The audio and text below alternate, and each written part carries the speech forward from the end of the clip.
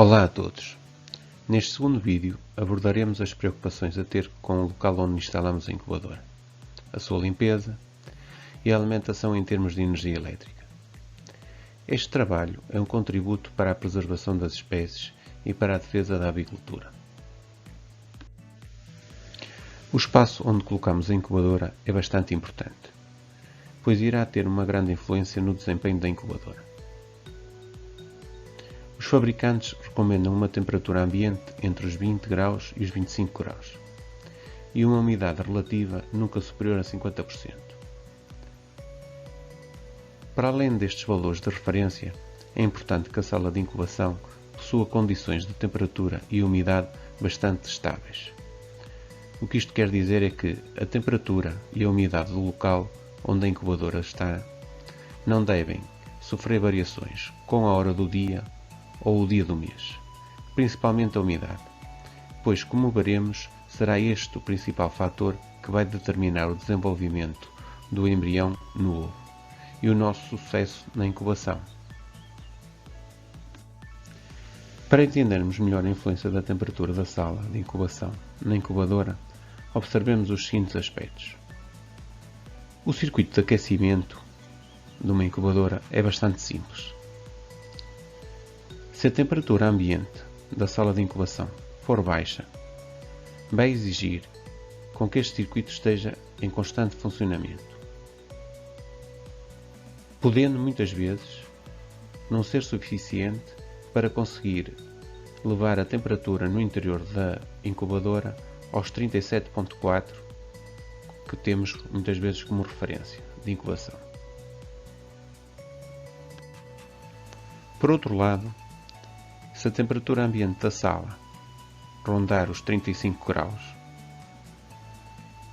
isto vai originar com que só o circuito de ventilação possa fazer com que a temperatura no interior da incubadora supere o valor que nós temos como referência para a incubação.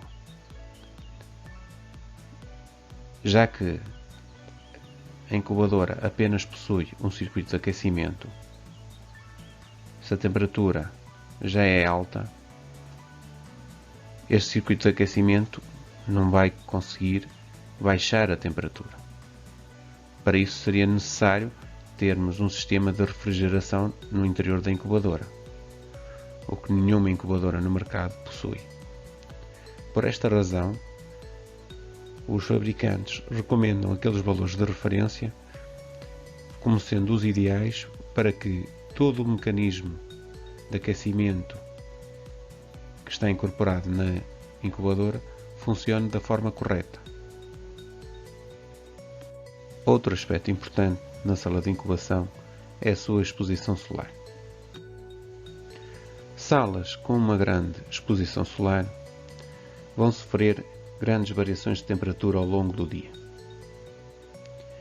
Isto vai provocar que em máquinas, ou seja, em incubadoras menos precisas, tenham grandes variações de temperatura ao longo do dia no seu interior, provocando assim oscilações no desenvolvimento do embrião no ovo. É também de evitar que os ovos estejam expostos a fontes luminosas. É preferível que os ovos tenham um desenvolvimento, ou melhor, os embriões tenham um desenvolvimento com uma baixa exposição luminosa. Falemos agora da umidade ambiente da sala de incubação. Este é um dos aspectos importantes na incubação e que muitas vezes é desprezado por muitos avicultores. Não podemos esquecer que é através da umidade que vamos determinar a perda de peso do ovo. Para garantir uma perda de peso constante, vamos ter que ter sempre uma umidade constante. Em incubadoras cuja caixa de construção seja bastante frágil e simples, nós vamos ter sempre uma grande variação de umidade no seu interior. Pois, se a umidade ambiente variar, consequentemente irá variar a umidade no seu interior. De tal forma que, se a umidade ambiente for alta, no interior da incubadora iremos ter umidades altas, fazendo assim com que o ovo tenha uma baixa perda de peso. Por outro lado, se a umidade for excessivamente baixa, também acabaremos por ter uma umidade no interior da incubadora baixa, o que vai fazer com que os ovos tenham uma grande perda de peso. Como podem ver, não é de nosso interesse nem ter uma umidade alta, nem ter uma umidade muito baixa. O ideal será termos uma umidade constante e que nos permita ter a umidade adequada no interior da incubadora para que o ovo tenha a perda de peso ideal. Quase todas as incubadoras têm um sistema para poder, digamos assim, regular a umidade no interior da incubadora. Algumas até possuem depósitos para colocarmos água, para assim poder criar alguma umidade no interior da incubadora. Por esta razão, devemos evitar locais onde tenhamos uma umidade ambiente alta, ou, digamos assim, acima dos 50%. Pois nenhuma incubadora no mercado ainda possui um circuito de desumidificação no seu interior. Por esta razão, se tivermos uma umidade alta, nenhuma incubadora vai ser capaz de baixar esta umidade, fazendo assim com que muitas vezes os ovos não tenham a perda de peso necessária e acabemos por ter insucesso na incubação. Caso o local onde a gente habite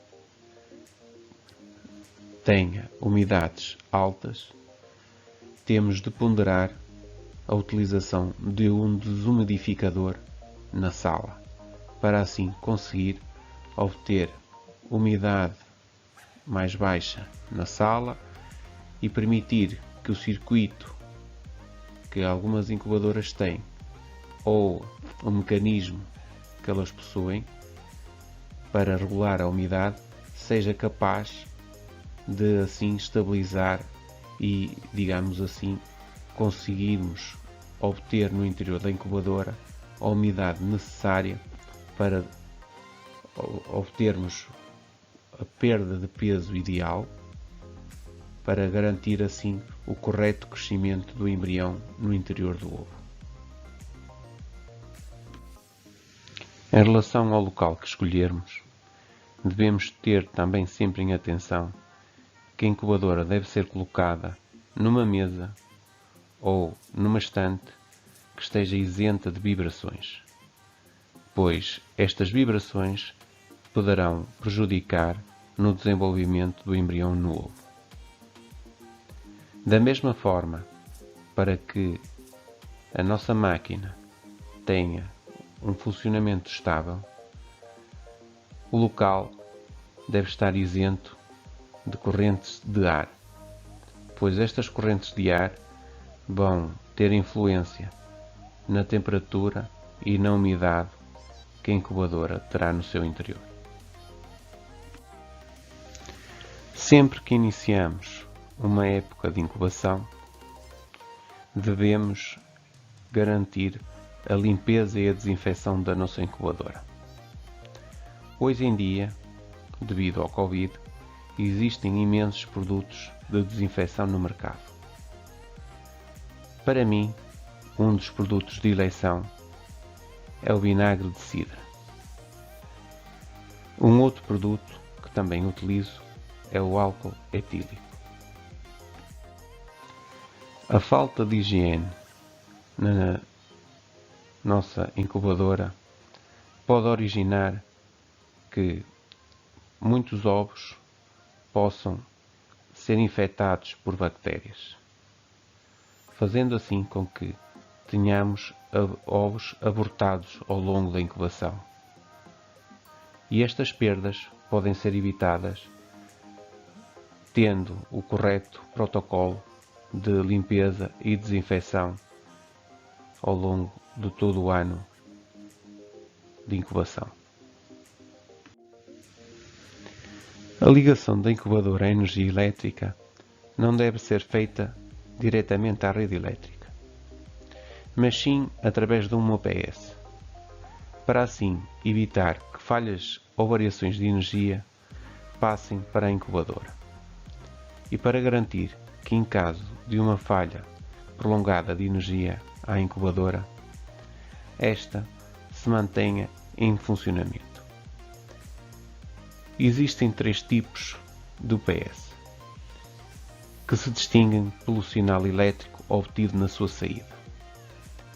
Eu recomendo as que são Pure Sine Wave, quer isto dizer, onda sinusoidal pura. Este tipo de UPS garante a estabilidade de funcionamento do circuito eletrónico da incubadora. Em caso de ser necessário, a UPS assegurar a alimentação de energia elétrica. Os outros 2 tipos poderão originar alguma instabilidade no funcionamento da incubadora. No mercado encontramos diversas marcas. É claro que este tipo que eu recomendo, Pure Sine Wave, existem poucas as marcas que possuem estes modelos. Saliento também que deveremos optar, já que vamos fazer este investimento, por uma UPS com 2 baterias. Por agora, neste episódio, ficaremos por aqui. Continuaremos no próximo vídeo, onde falaremos da importância da calibração da incubadora e dos cuidados a ter.